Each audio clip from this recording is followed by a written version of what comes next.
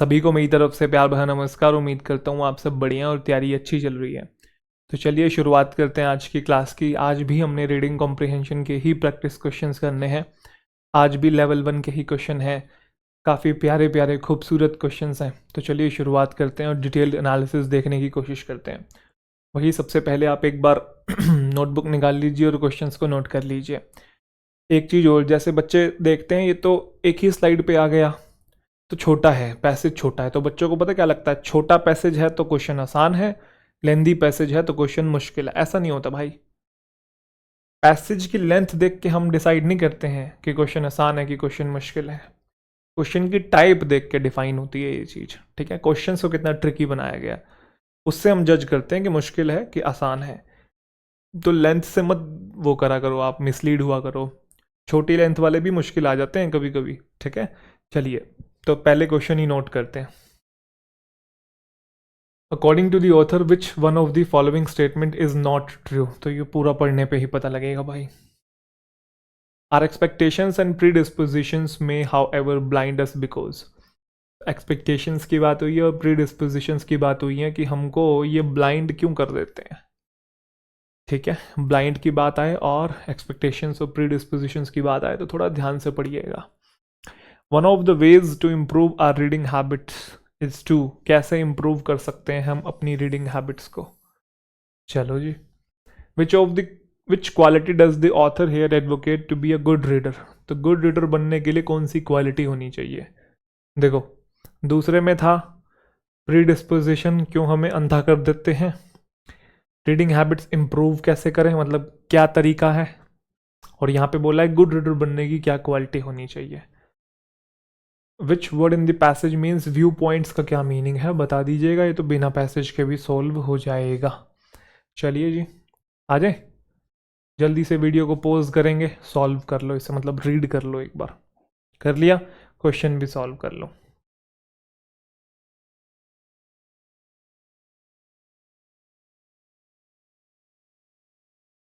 चलिए जी आ जाइए। When we pick up a newspaper, a book or an article, we come to our task with certain preconceptions and predisposition. जब भी हम कोई newspaper उठाते हैं पढ़ने के लिए, कोई बुक उठाते हैं या कोई आर्टिकल पढ़ते हैं, तो हम क्या करते हैं, we come to our task with certain preconceptions and predisposition. मतलब उस पर्टिकुलर चीज़ को हम कुछ प्रीकंसेप्शंस और प्रीडिस्पोजिशंस के साथ रीड करते हैं। प्री कंसेप्शन का मतलब कुछ प्री कन्विंस्ड नोशन, पहले से ही आपने दिमाग में कुछ चीज़ें बिठा रखी हैं किसी पर्टिकुलर टॉपिक को लेकर, मतलब आप बायस्ड रहते हैं। प्री डिस्पोजिशन भी वही है। डिस्पोजिशन आपका बिहेवियर, आपका व्यवहार, और प्री डिस्पोजिशन का मतलब कि पहले से ही किसी चीज़ को लेके आपने वही मन में कुछ चीज़ें बनाई हुई है, और या कुछ लोगों के प्रति कुछ मन में चीज़ें बनाई हुई और उनके प्रति आपका जो व्यवहार है वो प्री डिस्पोजिशन है। समझे कि नहीं।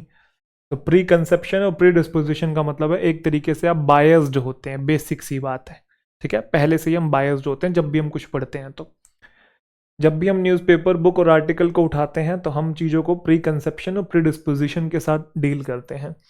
We expect to find a specific piece of information or be presented with an argument or an analysis of something, say the likelihood of recession in the next 6 months or the reason why children cannot read। काफ़ी typical सी यहाँ पे उसने मतलब sentence दिया है, बच्चा confuse हो जाए कि अगली लाइन में क्या बोल रहा है। मैं समझा देता हूँ। We expect to find a specific piece of information. Basically जब भी हम कोई न्यूज़पेपर उठाते हैं, बुक उठाते हैं, आर्टिकल उठाते हैं ना, तो हम ढूंढ ही कुछ ऐसा रहे होते हैं जिसके बारे में थोड़ा बहुत हमें पता हो, है ना, या कुछ ऐसा ढूंढ रहे होते हैं जिसका ज्ञान या कहीं ना कहीं जिसके बारे में थोड़ा बहुत हमने सुना है। तो कुछ ऐसा स्पेसिफिक पीस ऑफ इंफॉर्मेशन ढूंढते हैं, या फिर कुछ ऐसा आर्टिकल ढूंढते हैं जिसके अंदर आर्ग्यूमेंट हो या फिर एनालिसिस हो किस चीज़ का, या फिर कुछ उसने टॉपिक का नाम भी बता दिया है। या हम ऐसा भी ढूंढ लेते हैं कभी कभी कि नेक्स्ट 6 मंथ में रिसेशन के आने के चांसेस कितने हैं, मंदी के चांसेस कितने हैं, मंदी आने के, या फिर बच्चे जो हैं वो रीड नहीं कर सकते, उसका क्या रीज़न है। तो अलग अलग टाइप के टॉपिक्स हम लोग चूज करते हैं जब भी हम रीड करते हैं। अब ऐसा क्यों करते हैं वो आगे बता रहा है। We probably know a little about the book or an article we are reading even before we start. कुछ भी हमने चूज किया, जैसे अभी इसने एक एग्जांपल दिया ना कि आने वाले 6 महीनों में रिसेशन के आने के कितने चांसेस हैं, या बच्चे रीड क्यों नहीं कर सकते, इसका क्या कारण है।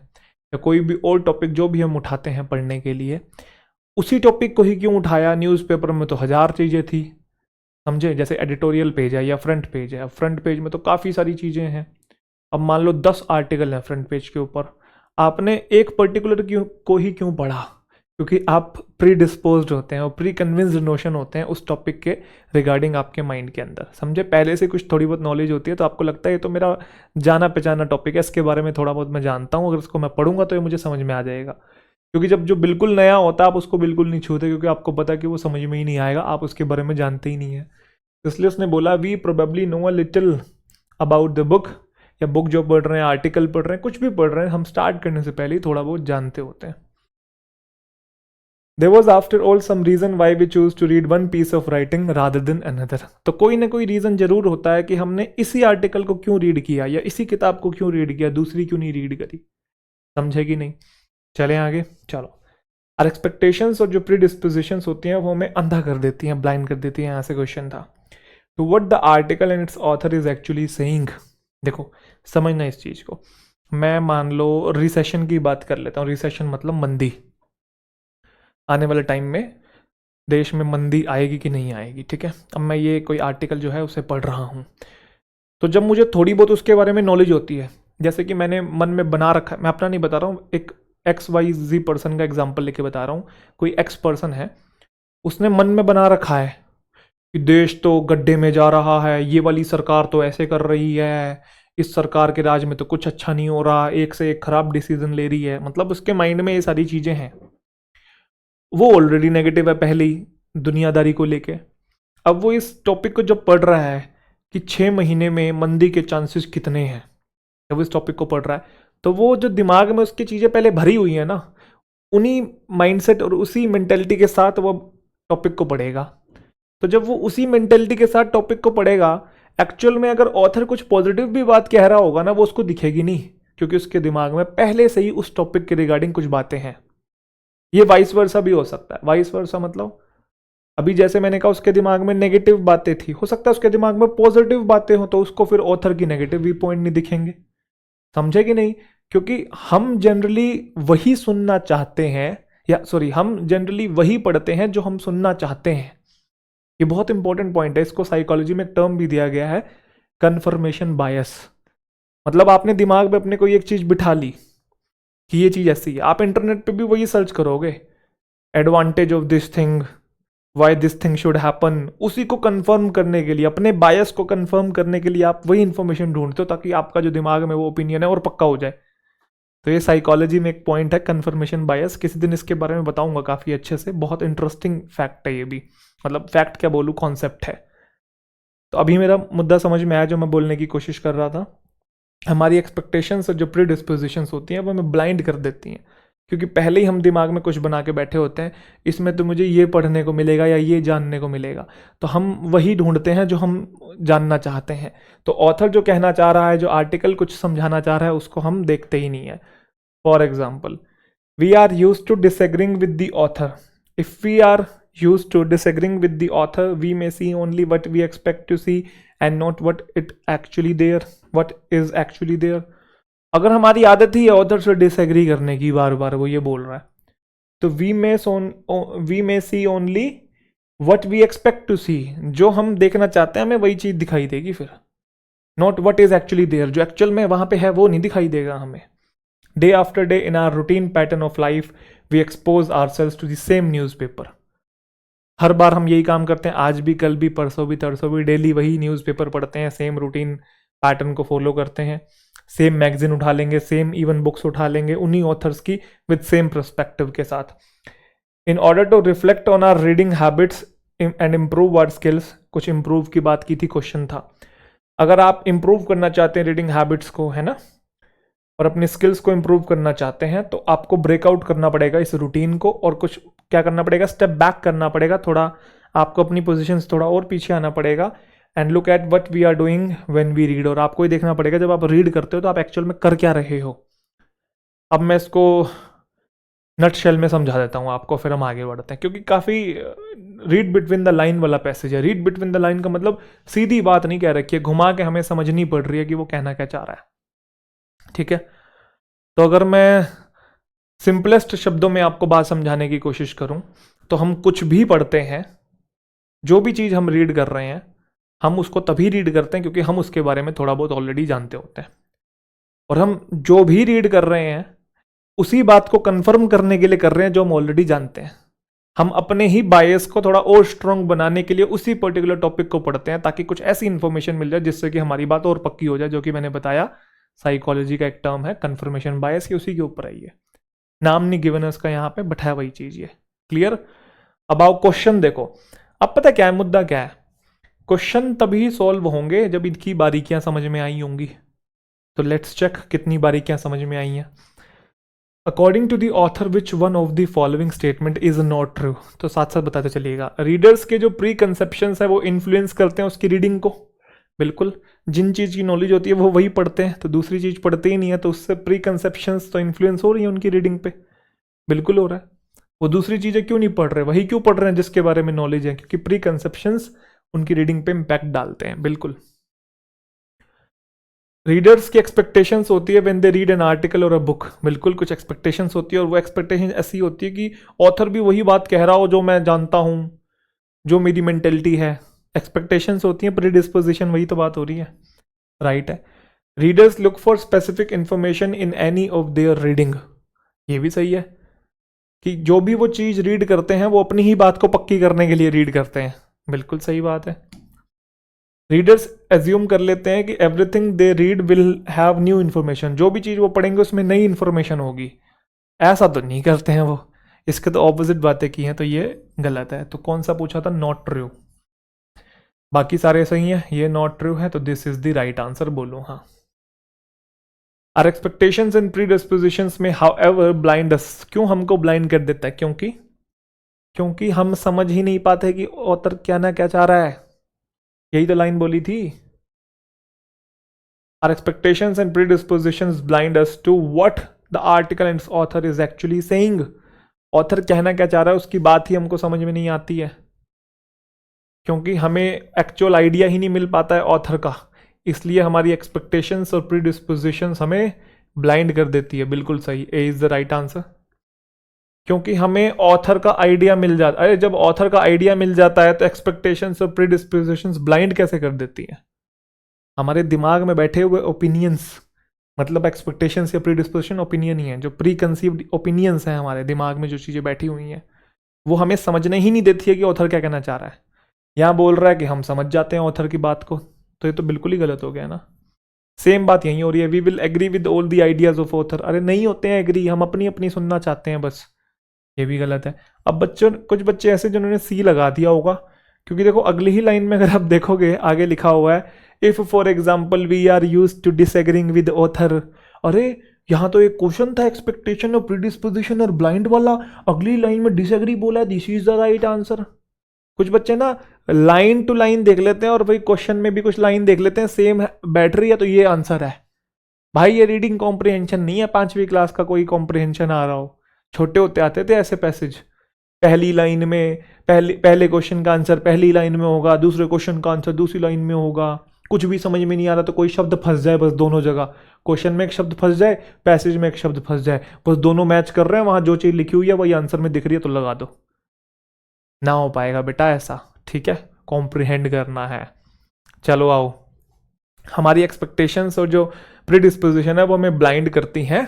क्यों ब्लाइंड करती हैं? क्योंकि हम समझ ही नहीं पाते ऑथर कहना क्या चाह रहा है। आगे तो बस एग्जाम्पल दिया है कि अगर हम डिसएग्री करते हैं ऑथर से तो हमें बस वही चीज़ें दिखती हैं जो हम देखना चाहते हैं, जो एक्चुअल में है वो नहीं दिखती हैं। वो तो अलग ही बात चल रही है भाई, ब्लाइंड वाली बात तो यहाँ पे उसने खत्म कर दी दोस्त। एक्सपेक्टेशंस और जो प्रीडिस्पोजिशन है वो ब्लाइंड क्यों कर देती है? क्योंकि हम ऑथर से डिसएग्री करते हैं? नहीं, क्योंकि हम ऑथर के आइडियाज को समझ ही नहीं पाते हैं, इस वजह से। तो ये गलत है, ए राइट आंसर है। इन्फेरेंस बेस्ड क्वेश्चन था ये। One of the ways to improve our reading habits is. कैसे इंप्रूव करेंगे? ब्रेक करो रूटीन को और चेंज करो टाइम रीडिंग का। अच्छा, ब्रेक करो रूटीन को, रीडिंग का टाइम चेंज करो, ये तो नहीं है। चेंज करो types of topic we read, ऐसा भी नहीं बोला है। Break the routine of reading the same newspaper, हाँ इसको बोला था। Stop reading for some time, कुछ टाइम के लिए पढ़ना ही बंद कर दो, नहीं, सी राइट आंसर है। In order to reflect on our reading habits and improve our skills we need to break out of this routine. कौन से रूटीन की बात कर रहा है? ऊपर रूटीन बोला है ना कि हम क्या करते हैं, एक्सपोज करते हैं अपने आप को same newspaper, same magazine, even books जो है सेम पर्सपेक्टिव सुनते रहते हैं, नए पर्सपेक्टिव सुनते ही नहीं है हम लोग। जैसे ये यूट्यूब पे भी तो होता है, अगर आप गवर्नमेंट के अगेंस्ट सोचते हो तो आप उन्हीं यूट्यूबर्स को देखोगे जो गवर्नमेंट के अगेंस्ट है। अगर आप गवर्नमेंट के फेवर में सोचते हो, आपका जो माइंडसेट है, तो आप उन्हीं यूट्यूबर्स को देखोगे, उन्हीं की बातें सही लगेंगी जो फेवर में बोलते हैं। यही है कन्फर्मेशन बायस। टॉपिक में भी यही बात बोली है, बस वो रीडिंग में बोली है, अब मैंने वीडियोस का एग्जांपल दे दिया आपको, समझे? तो कौन से रूटीन को तोड़ना है? ये सेम न्यूज़पेपर पढ़ने का, सेम सेम चीजों का रूटीन तोड़ना है। ये भी इन्फेरेंस बेस्ड क्वेश्चन था। तो सेम न्यूज़पेपर को रीड करने का रूटीन तोड़ना है। C is the right answer. ठीक है। Which quality does the author here advocate? Advocate का मतलब सपोर्ट करना। कौन सी क्वालिटी को सपोर्ट करते हैं भाई गुड रीडर बनने के लिए? सारे इन्फेरेंस बेस्ड क्वेश्चन है भाई आज के। तो being objective to the ideas of the author, बिल्कुल सही बात। सब्जेक्टिव व्यू पॉइंट से मत देखो। देखो मैं दो चीजें समझाता हूं, एक होता है सब्जेक्टिव, एक होता है ऑब्जेक्टिव। सब्जेक्टिव का मतलब होता है कोई चीज ओपिनियन बेस्ड है, और ऑब्जेक्टिव का मतलब है कोई चीज फैक्चुअल है। ये सब्जेक्टिव ऑब्जेक्टिव वो पेपर का स्टाइल नहीं है, मल्टीपल चॉइस क्वेश्चंस और वो ऐसे पैराग्राफ लिखने वाले नहीं।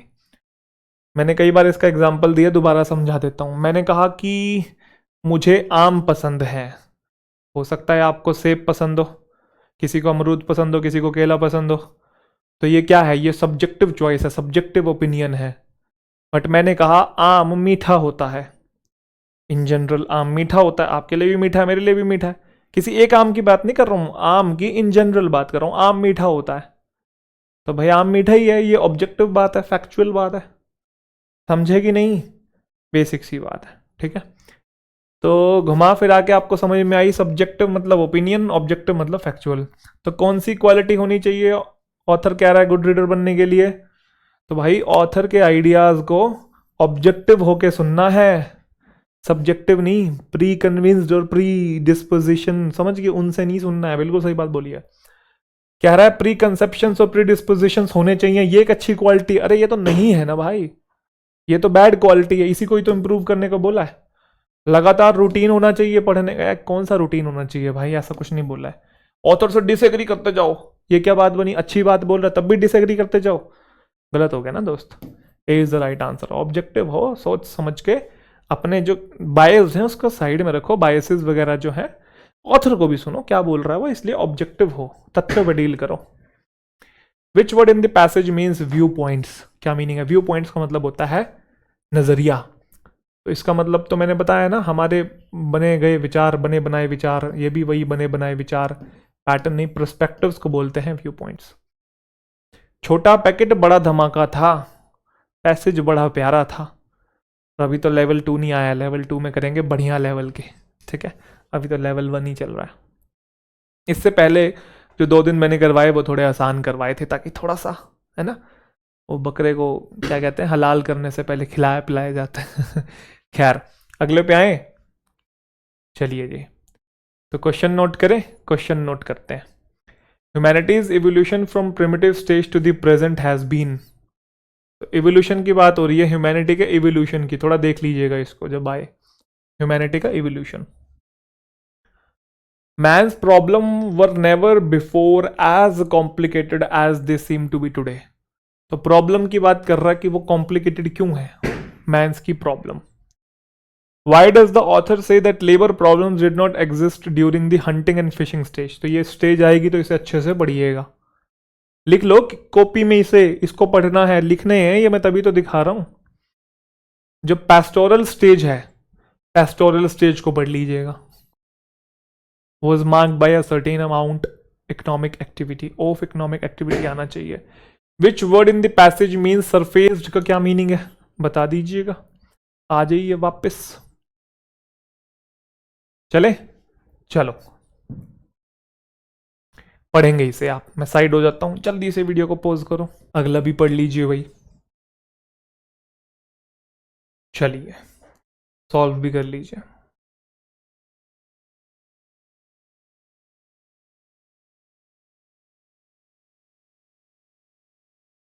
चलो जी। Mankind's experience of various evolutionary changes from primitive times to the present day has been extensive and varied। अच्छा, मैंने आपको ये चीज़ बताई थी ना कि पूरा पढ़ने से पहले आप एक बार स्किम कर लिया करो, मोटा मोटा आइडिया ले लिया करो कि टॉपिक क्या है, ताकि जब आराम से पढ़ो तो आपको थोड़ी सी सहूलियत हो जाए। तो मैनकाइंड का जो एक्सपीरियंस है of various evolutionary changes from primitive times to the present day, question भी था शायद यहाँ से, है ना, has been extensive and varied. तो प्रिमिटिव टाइम्स का मतलब है प्राचीन काल की बात हो रही है, जब वो आदि मानव था। और आज की बात करें प्रेजेंट डे की, जब ये मॉडर्न ह्यूमन बीइंग है, तो तब से लेकर अब तक जो मानवता का एक्सपीरियंस है, ये इतना जो एवोल्यूशनरी चेंजेस आए हैं, ये जो एक्सपीरियंस है बड़ा एक्सटेंसिव और वैरिड है। एक्सटेंसिव मतलब बहुत बड़े लेवल पे है, वैरिड मतलब अलग अलग टाइप के एक्सपीरियंसेस मिले हैं इंसान को, काफ़ी सारी चीज़ें उसने अपने एक कह सकते हैं एक मैनकाइंड के एवोल्यूशन में फेस करी है। ठीक है। However, man's problem were never before as complicated as they seem to be today। यहाँ से भी शायद एक क्वेश्चन था कि इंसानों की प्रॉब्लम जिंदगी में कभी भी उतनी कॉम्प्लिकेटेड नहीं थी जितनी कि आज है। मतलब समझ रहे हो, हमको लगता है कि पहले के टाइम पे जो लोग थे उनकी जिंदगियां कॉम्प्लिकेटेड थी, बट ऐसा नहीं है मित्र। मित्र है, हमारी जिंदगियां कॉम्प्लिकेटेड हैं। ठीक है। मैंस प्रॉब्लम्स, आज के टाइम की ज़िंदगी ज़्यादा कॉम्प्लिकेटेड है। Man's problems were never before as complicated as they seem to be today. Man's economic activities centers primarily around production. तो इंसान की जो इकोनॉमिक एक्टिविटी है वो किसके इर्द गिर्द घूमती है? प्राइमरली अराउंड प्रोडक्शन के इर्द गिर्द घूमती है। अगर मैं इकोनॉमिक एक्टिविटी की बात करूं तो हर कोई प्रोड्यूस करने में तुला हुआ है कुछ ना कुछ, तभी प्रोड्यूस हो रहा है, लोग कंज्यूम कर रहे हैं और उससे इकोनॉमिक जो एक्टिविटी है उसमें ग्रोथ आपको दिखाई दे रही है। Labour is said to be the primary factor of production. तो प्रोड्यूस कौन करेगा? लेबर ही करेंगे। तो लेबर क्या है? प्राइमरी फैक्टर है प्रोडक्शन का। और उसका जो रोल है has been given a lot of importance, and its role has been given a lot of importance. उसके रोल को भी महत्वता दी गई है।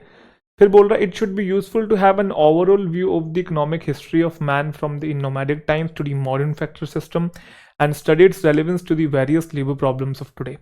तो बड़ा यूजफुल होगा, बेनिफिशियल होगा अगर आपको ओवरऑल व्यू मिल जाए इकोनॉमिक हिस्ट्री का। कब की हिस्ट्री का? जब इंसान जो था नोमैडिक टाइम में था। नोमैडिक मतलब जब वो प्रिमिटिव टाइम में था, बंजारा था, इधर उधर भटकता रहता था। ठीक है। क्या बोलते हैं, शब्द होता है इसके लिए, खाना बदोश था, है। तो जब वो नोमैडिक टाइम से लेकर अभी मॉडर्न फैक्ट्री सिस्टम की बात करें, तो तब से लेकर अब तक का जो इकोनॉमिक हिस्ट्री है, अगर उसका ओवरऑल व्यू मिल जाए तो बड़ा यूजफुल होगा।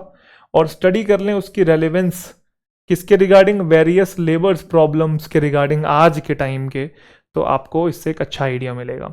इनिशियली जो मैन है passed through the hunting and fishing stage. यहाँ से भी एक क्वेश्चन था शायद कि स्टार्टिंग में वो हंट करता था और फिशिंग करके ही अपना गुजारा चलाता था।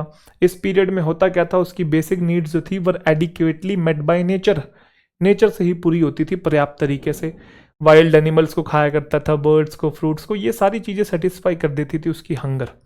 उसकी जो थर्स्ट थी, उसकी जो प्यास थी, वो क्वेंच होती थी, बुझती थी। किससे? Waters of springs and reverse. इसके पानी पी के वो अपनी प्यास को बुझाया करता था। केव्स ने उसे शेल्टर दिया। जो बाग्स हैं ट्रीज की, वर यूज्ड एज क्लॉथिंग। वो कपड़े की तरह यूज करते थे ट्रीज की बाग्स को। During this stage of man progress, इस समय बात करें, स्टेज में बात करें मैन की प्रोग्रेस के रिगार्डिंग, तो लेबर प्रॉब्लम जो थी वो एग्जिस्ट ही नहीं करती थी भाई। कोई लेबर था ही नहीं, इकोनॉमिक एक्टिविटी ही नहीं थी। Because of the absence of any economic, political और सोशल सिस्टम नहीं था, तो इसलिए लेबर की प्रॉब्लम भी नहीं थी। देन केम दी पेस्टोरल स्टेज। पेस्टोरल का क्या मतलब होता है? ये चारगाह से रिलेटेड है। जैसे गाय भैंस को आप चराते हो, पशु को चराने ले जाते हो ना खेत खलियान में, तो वो जो चारगाही वाली जो स्टेज आई, समझे कि नहीं? गडरिए वाली जो पेस्टोरल स्टेज थी, जिसमें हुआ क्या, which was marked by a certain amount of economic activity. जब पेस्टोरल स्टेज आई ना, तब हमें इकोनॉमिक एक्टिविटी देखने को मिली। उससे पहले हंटिंग और फिशिंग स्टेज में तो भाई कुछ था ही नहीं। तो जो नोमैडिक और जो माइग्रेटरी नेचर था किसका, मैन का, परसिस्टेड, वो वही रहा। And together with his goats and cattle, पहले भी नोमैड थे, बंजारे थे, खाना बदोश थे, अब भी थे, बट अब इन्होंने डोमेस्टिकेशन करना शुरू कर दिया था, गोट्स का और कैटल का, ठीक है, भेड़ बकरियों का, और किसका, अपना कैटल का, मवेशी जिसे हम लोग कहते हैं। तो अब इनके साथ घूमते थे। नोमैडिक और जो माइग्रेटरी नेचर था मैन का वो कंटिन्यू रहा, अब लेकिन गोट्स और कैटल के साथ रहा। He moved on to fresh pastures and meadows, pasture and meadows का मतलब खेत खलियान, तो उनमें घूमता था। कुछ conflicts would sometimes take place among herd owners, herd owners मतलब जिसकी वो भेड़ बकरियां या मवेशी हुआ करते थे, उनके बीच में कुछ कॉन्फ्लिक्ट आने लगे।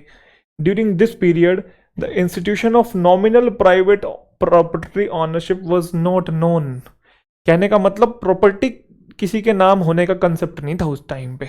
कॉन्फ्लिक्ट आते थे बट हर्ड ऑनर्स के बीच में ही आते थे कि इतनी बकरियां मेरी, इतनी भेड़ तेरी, इतने गाय मेरी, इतनी भैंस तेरी, ऐसे टाइप के कॉन्फ्लिक्ट आते थे। लेकिन नॉमिनल, नॉमिनल का मतलब होता है नाम, प्राइवेट प्रॉपर्टी ऑनरशिप का कंसेप्ट जो था उस समय नहीं था कि ये वाली जगह तेरी, वो जगह मेरी, तो और ज्यादा लड़ाई झगड़े कॉन्फ्लिक्ट होते।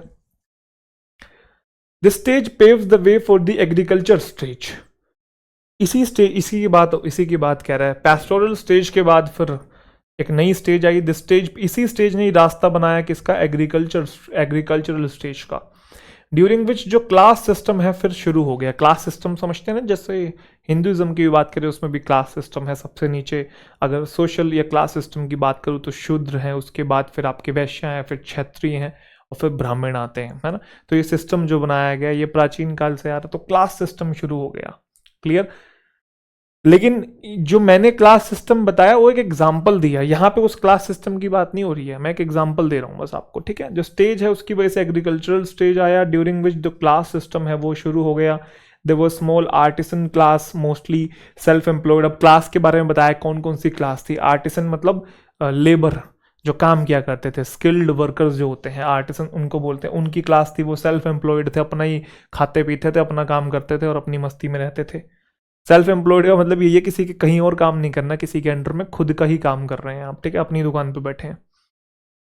And there was also landed proprietors थे, जमींदार जिसे हम कहते हैं, और स्लेव्स भी थे। तो ये क्लास बन गई ना, स्लेव्स थे, आर्टिसंस थे और फिर जमींदार थे, ठीक है। फिर फ्यूडल सिस्टम आया। फ्यूडल सिस्टम में पता क्या होता है, फ्यूडल सिस्टम में भी 3 आपको क्लासेस देखने को मिलेगा। सबसे ऊपर किंग जिसे हम मोनार्क कहते हैं, उसके बाद आता है नोबिलिटी जिसके अंदर एरिस्टोक्रेट्स या लॉर्ड्स वगैरह होते हैं, फिर आते थे कॉमनर्स जो कॉमन पीपल होते थे। तो फ्यूडल सिस्टम देखने को मिला। फिर during 4th stage of these developments जो हैंडीक्राफ्ट स्टेज थी, a number of social economic changes took place. काफी सारे सामाजिक और आर्थिक जो बदलाव हैं वो देखने को मिले, जिसकी वजह से शुरुआत हुई लेबर प्रॉब्लम की। या सुनो, वर्ल्ड के अंदर सेल्फ सफिशिएंट इकोनॉमी जो है विलेज की अंडरवेंट ड्रास्टिक चेंज।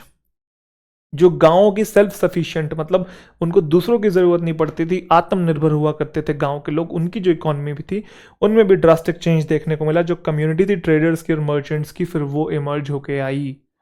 तो मुझे उम्मीद है कि मेरी बात आप तक पहुंच पाई। अरे बोलो। Humanity's evolution from primitive stage to the present day has been, कैसी रही है, स्टैटिक और स्मूथ रही है, नहीं, ह्यूज और डाइवर्सिफाइड रही है। वो याद है, एक्सटेंसिव और वैरिड रही है, उसी का नाम चेंज कर दिया मित्रों। वॉयलेंट कहीं नहीं बोला, पीसफुल कहीं नहीं बोला, स्मूथ तो बोला ही नहीं था। तो बी इज राइट आंसर।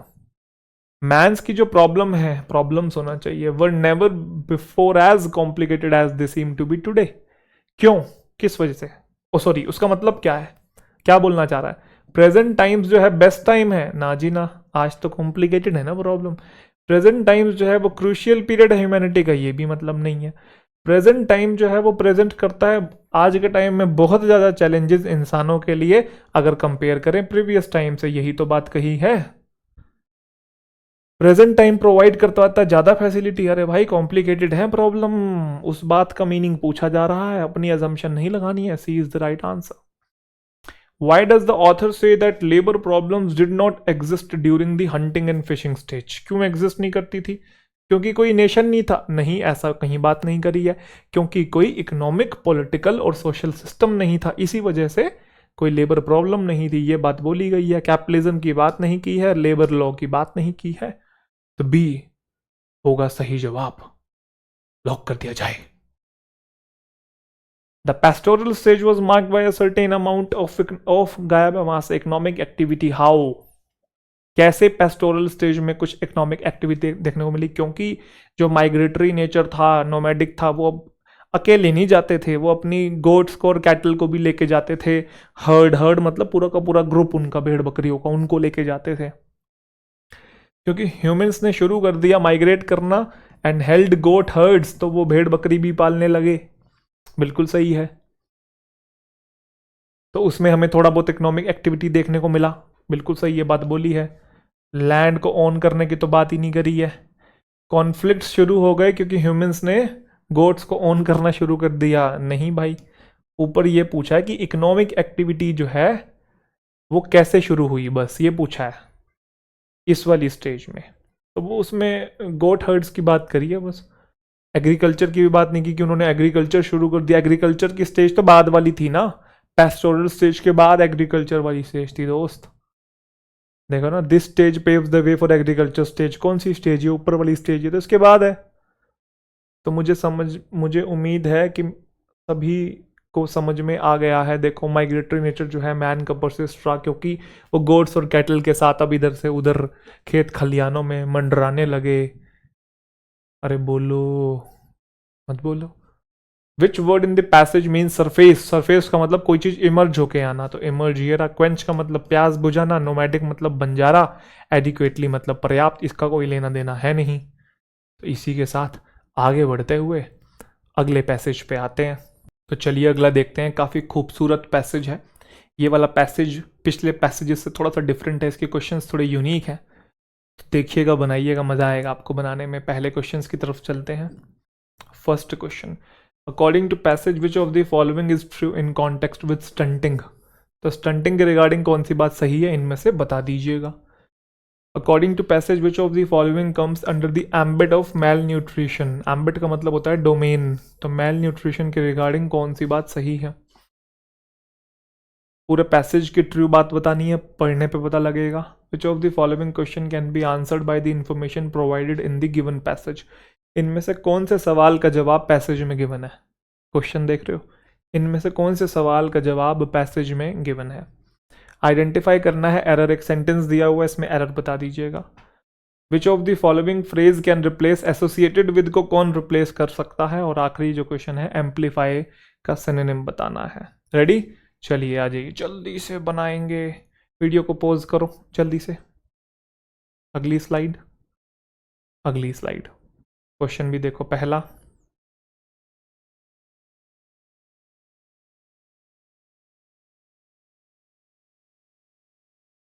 मुझे उम्मीद है पूरी ईमानदारी, निष्ठा, श्रद्धा, आस्था के साथ आपने बना लिया है। आई मीन अकेले ही हो आप, बट स्टिल के साथ का मतलब एब्स्ट्रैक्ट कॉन्सेप्ट की बात कर रहा हूँ। Malnutrition refers to deficiencies or excess in nutrient intake, imbalance of essential nutrients और impaired nutrient utilization। अच्छा, मेल न्यूट्रिशन की रिगार्डिंग बात हुई है। जब भी मेल न्यूट्रिशन की बात होती है ना, तो बच्चा सोचता है इसका मतलब होता है कुपोषण। और जब भी कुपोषण की बात आती है तो बच्चा समझता है वो दुबला पतला जिसकी हड्डी निकल रही है, समझे? मतलब हड्डियां दिख रही हैं, काफ़ी कमज़ोर है। चाहे वो गरीबी के कारण है, भुखमरी के कारण है, या फिर और भी काफ़ी सारे कारण। वैसे गरीबी ही मेन कारण होती है, वरना जिसके पास पैसा होगा तो खाएगा पिएगा मौज लेगा। ये सुन लो, तो हम माइंड में ही वो इमेजिन होने लग जाती है ना? वो पतले पतले बिल्कुल, समझ गए? जैसे कि मैंने कहा, जैसे हड्डियां दिख रही होती है, कुपोषण सुनते ही हमारे दिमाग में वो इमेज बनती है। या सुन लो, जबकि कुपोषण का मतलब सिर्फ वही नहीं है, एक और चीज भी है। कुपोषण का मतलब है डेफिशिएंसी और एक्सेस इन न्यूट्रिएंट इनटेक, समझे? एक तो न्यूट्रिएंट्स की डेफिशिएंसी होना और एक्सेस हो जाना भी। कभी कभी आपने देखा होगा शरीर पूरा पतला और ये बोला पॉट इतना आगे पेट बाहर निकला हुआ है, समझे? बाकी पूरा शरीर पतला है, तो एक्सेस ऑफ न्यूट्रिएंट इनटेक हो रहा है। या फिर एक्चुअल में वेट बहुत ज़्यादा हो जाना, ओबेसिटी हो जाना, वो भी मेल न्यूट्रिशन का ही पार्ट है।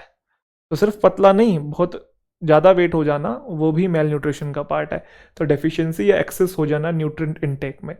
इम्बैलेंस हो जाता है एसेंशियल न्यूट्रिएंट्स का, और इम्पेयर्ड न्यूट्रिएंट यूटिलाइजेशन है, मतलब ढंग से डाइजेस्ट नहीं कर पाते हैं न्यूट्रिएंट्स को, तो उसकी वजह से भी क्या हो जाता है, mail nutrition.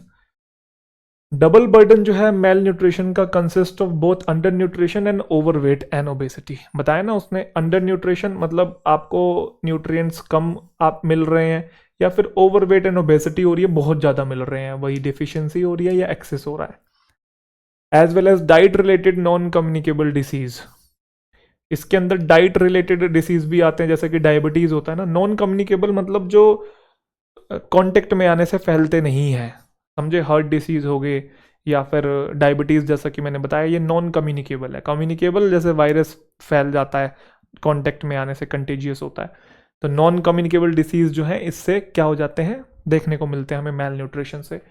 Under nutrition, under nutrition का मतलब पर्याप्त न्यूट्रिशनल कंटेंट नहीं मिलना। तो अंडर न्यूट्रिशन में क्या है, 4 ब्रॉड फॉर्म्स हैं।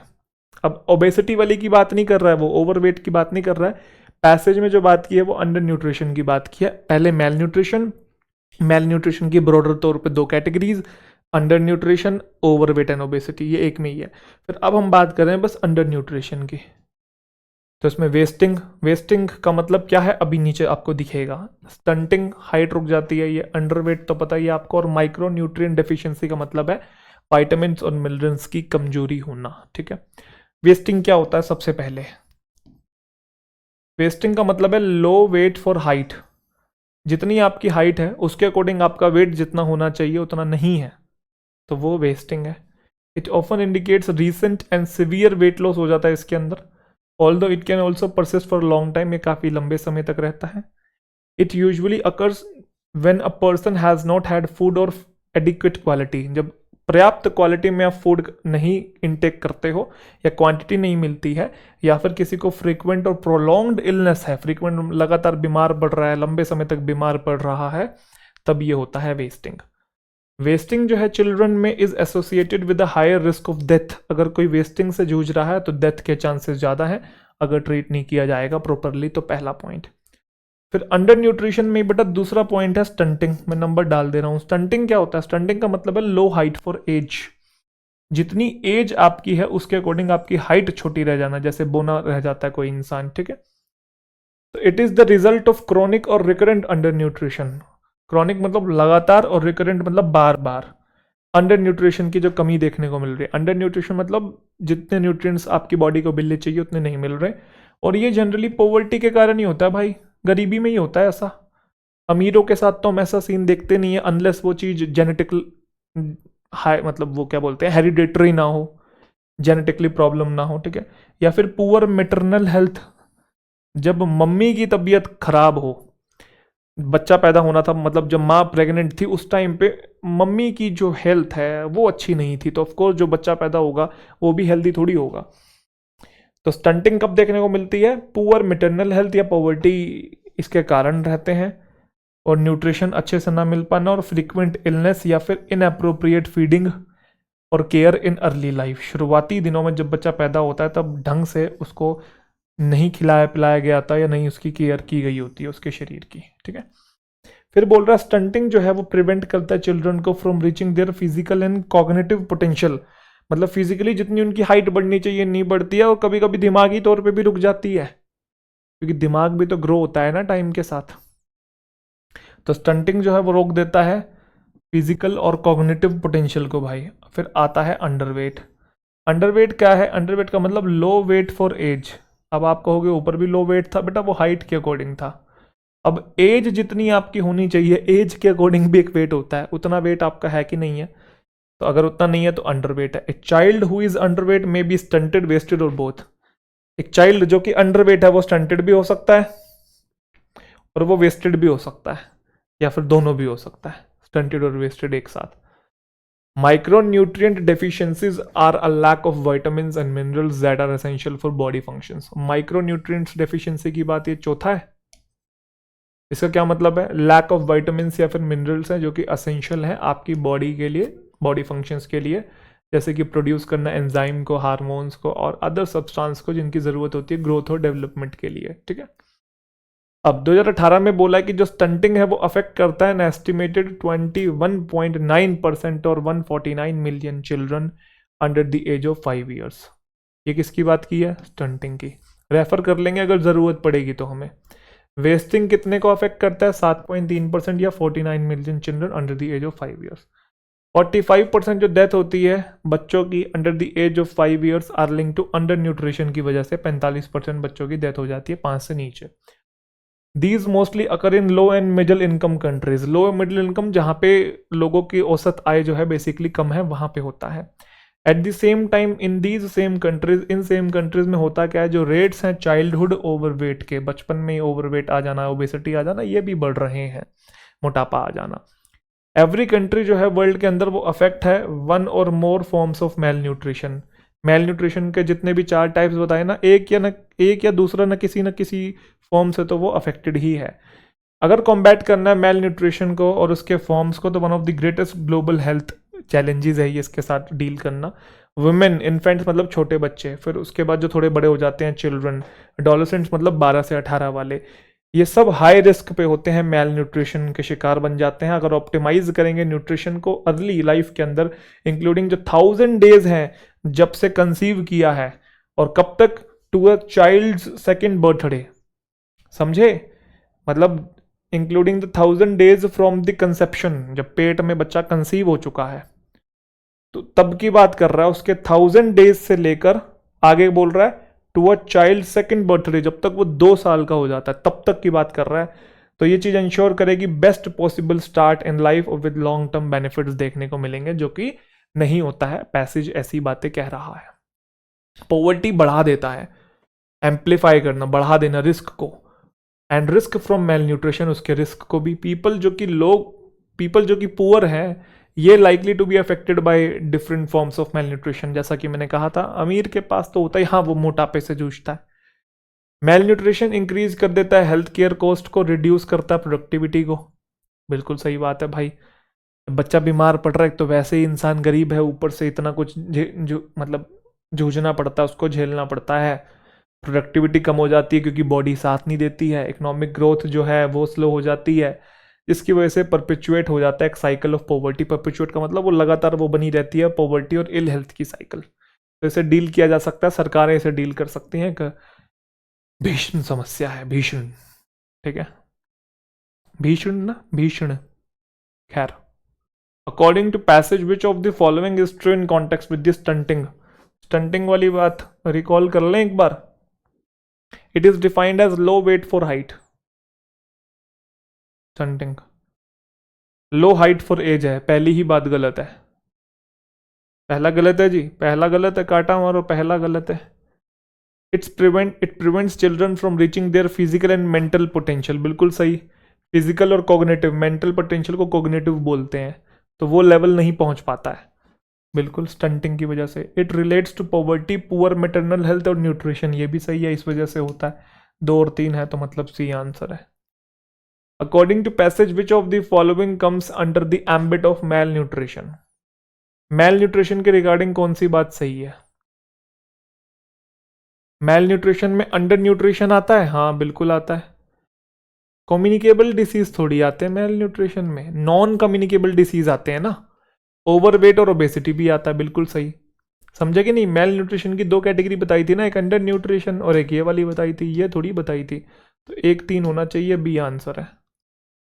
विच of the following statement is true as per passage. चलो शुरू हो जाओ। रेट्स जो है चाइल्डहुड ओवरवेट के और ओबेसिटी के वो बढ़ रहे हैं मिडिल ईस्ट कंट्रीज में।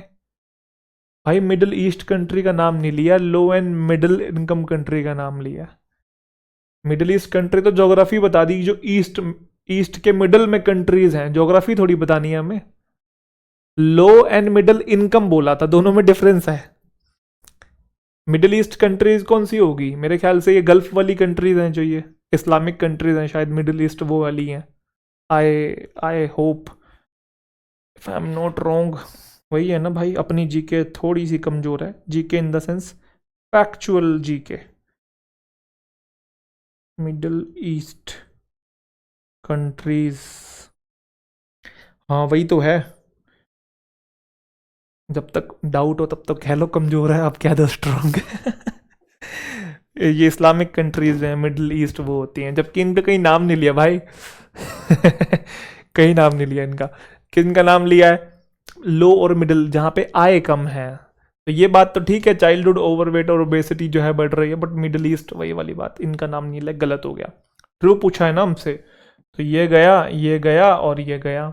विमेन, इन्फेंट्स, चिल्ड्रन, एडोलसेंट्स ये मोस्ट अफेक्टेड है मेल न्यूट्रिशन से, सही बात है। 45% जो डेथ होती है बच्चों की अंडर द एज ऑफ 5 वो होती है स्टंटिंग से रिलेटेड। जरा चेक करें डेटा, डेटा इंपॉर्टेंट है। 45% जो डेथ होती है अंडर द एज ऑफ 5 वो अंडर न्यूट्रिशन से रिलेटेड है, स्टंटिंग का नाम नहीं लिया। हालांकि स्टंटिंग कैटेगरी है उसकी, बट स्टंटिंग का नाम नहीं लिया, वहां अंडर न्यूट्रिशन बोला है। अंडर न्यूट्रिशन में तो भाई स्टंटिंग भी आता है, वेस्टिंग भी आता है, डेफिशिएंसी भी आता है, तो सिर्फ स्टंटिंग कैसे बोल दिया? गलत हो गया ना दोस्त, 1 और 3 गलत है, ओनली 2 सही है, डी आंसर है। Which of the following question can be answered by the information provided in the given passage? इनमें से कौन से सवाल का जवाब पैसेज में है? चलो, what is the effect of malnutrition on economy? Economy पे मेल न्यूट्रिशन का क्या इंपैक्ट आता है? हाँ बिल्कुल, बोला तो हुआ है कि रिड्यूस हो जाती है प्रोडक्टिविटी, स्लो हो जाती है इकोनॉमिक ग्रोथ, जिसकी वजह से पॉवर्टी की और इल हेल्थ की एक साइकिल लगातार बनी रहती है। बिल्कुल सही बात है, बोला तो है, बोला है ना, यही यही तो बोला है, और कहाँ बोला है? और तो कुछ नहीं है। हाँ ठीक है, पहले सवाल का जवाब मिल गया। What is the effect of malnutrition on economy? तो स्लो हो जाती है मेल न्यूट्रिशन से इकोनॉमी है।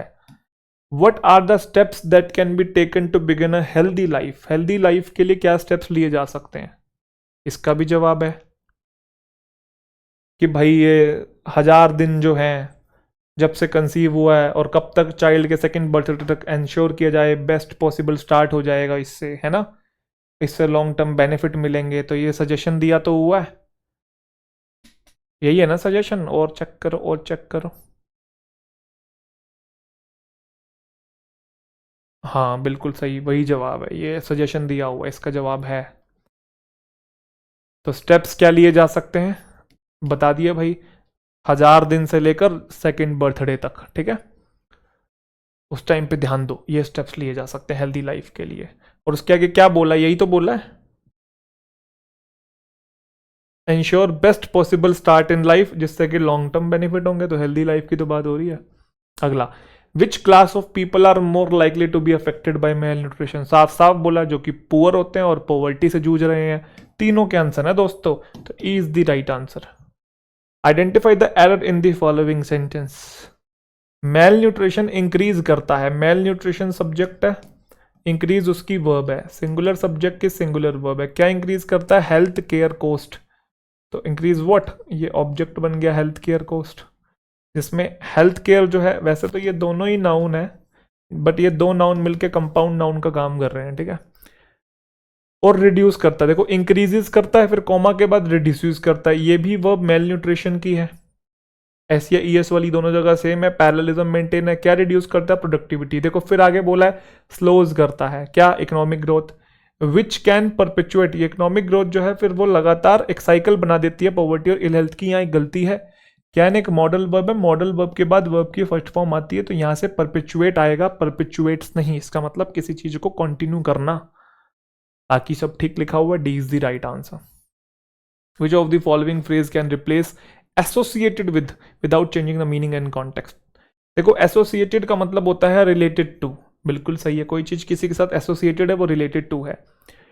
डिपेंडेंट ऑन नहीं बोल सकते कि ये चीज इस चीज पर निर्भर है, निर्भर है ना बस, एसोसिएटेड थोड़ी है, तो डिपेंडेंट ऑन तो गलत है, थर्ड वाला गलत। अब कुछ बच्चे पूछते हैं सर अकिन टू का मतलब होता है सिमिलर टू, बट दोनों में डिफरेंस है, समझो। एसोसिएटेड का मतलब, देखो अगर कोई प्रॉब्लम या डेंजर्स किसी चीज से एसोसिएटेड है तो they are caused by it, वो उसकी वजह से हो रही है। जैसे the cancer risk associated with smoking have been well documented, जो स्मोकिंग की वजह से, दे आर कोज्ड बाय बोला है ना, जो स्मोकिंग की वजह से कैंसर रिस्क होते हैं उनको डॉक्यूमेंट किया गया है, वजह से जो कि एसोसिएटेड है, या जो स्मोक करने से जो रिस्क एसोसिएटेड है इसकी वजह से जो ये हैं उनको डॉक्यूमेंट किया गया है, उनको मतलब अच्छे से आंका गया है, देखा गया है। अकिन टू का मतलब होता है सिमिलर चीजें होना, जैसे they speak a language akin to French, वो ऐसी लैंग्वेज बोल रहे हैं जो कि फ्रेंच से मिलती जुलती है, या मिलने जुलने का सेंस है, जबकि एसोसिएट का मतलब है कि किसी एक चीज से कुछ एसोसिएट है, कुछ जुड़ा हुआ है, या किसी एक चीज से कुछ हो रहा है। कोज वाला सेंस है यहाँ पे, कोज इफेक्ट वाला। तो अकिन टू भी नहीं होगा ना, तो सेकंड वाला भी नहीं होगा। समझे कि नहीं? ओनली फर्स्ट आपका जाएगा, ध्यान रखिएगा। रिलेटेड टू और एसोसिएटेड विद दोनों सेम होते हैं। एम्पलीफाई का मतलब बढ़ा देना, सिनोनिम बताना है। रीगेन का मतलब होता है कोई चीज वापस मिल जाना। इंटेंसिफाई का मतलब होता है बढ़ा देना। एक्सटेंशन का मतलब किसी चीज को ब्रॉड कर देना, ये भी नहीं है। कंपेयर पता है, इक्वल भी पता है। एम्पलीफाई बढ़ाना, इंटेंसिफाई बढ़ाना। इसी के साथ मित्रों, जो हमारे इजी लेवल के जितने भी क्वेश्चंस हैं वो सारे के सारे खत्म होते हैं। अब हम लेवल को थोड़ा सा अप करने वाले हैं, ठीक है जी, लेवल बढ़ाने वाले हैं। तो मिलेंगे फिर अगली क्लास में, आपको पता लग जाएगा लेवल कैसा कैसा आ रहा है। थोड़ा हार्ड लेवल और आसान लेवल के जो कि, मुझे उम्मीद है कि अब थोड़ा बहुत आपको आइडिया लग गया है कि क्वेश्चन कहाँ कहाँ से कैसे बन सकता है। बारीकियाँ थोड़ी सी आपको दिखने लगी हैं, बाकी प्रैक्टिस करोगे तो और थोड़ा दिखने लगेंगी। और सब कुछ तभी अच्छा होगा जब रीड करना भी शुरू कर दोगे। कितनी भी ट्रिक सीख लो, कितनी भी टिप सीख लो, बिना रीडिंग सब कुछ, क्या बोलूँ, फिजूल है, ऑल इन वेन। तो ध्यान रखिए अपना, मिलते हैं अगली क्लास के अंदर। तब तक के लिए बहुत बहुत शुक्रिया, बहुत बहुत प्यार।